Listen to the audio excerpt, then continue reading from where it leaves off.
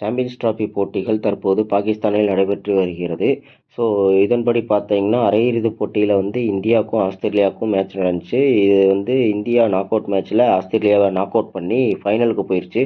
So இதன் மூலமாக வந்து ரோஹித் சர்மா ஒரு கேப்டனாக ஒரு மிகப்பெரிய ஒரு சாதனையை படைச்சிருக்காரு. அதாவது இந்திய அணியில் வந்து இது முன்னாடி இருந்த எந்த கேப்டனும் செய்யாத ஒரு சாதனையை வந்து ரோஹித் சர்மா வந்து பண்ணியிருக்காரு அப்படின்னு தான் சொல்லணும். அதாவது அந்த சாதனை என்ன அப்படின்னா வந்து ஐசிசி நடத்தக்கூடிய அனைத்து விதமான போட்டிகளிலுமே வந்து ஃபைனலுக்கு சென்ற ஒரு கேப்டன் அப்படிங்கிற ஒரு பெருமையை வந்து ரோஹித் சர்மா பெற்றிருக்காரு அப்படின்னு தான் சொல்லணும்.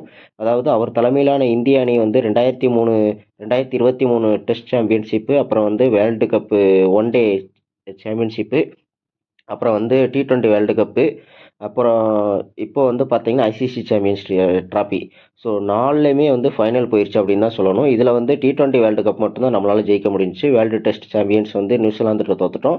ஸோ அதேமாரி வேர்ல்டு கப்பு வந்து 2023 வேர்ல்டு கப்பும் வந்து ஆஸ்திரேலியாட்ட தோத்துட்டோம். ஸோ இதன் மூலமாக வந்து ஒரு கேப்டனாக வந்து வரலாற்றில் இடம்பெற்றிருக்காரு அப்படின்னு தான் சொல்லணும். இவர்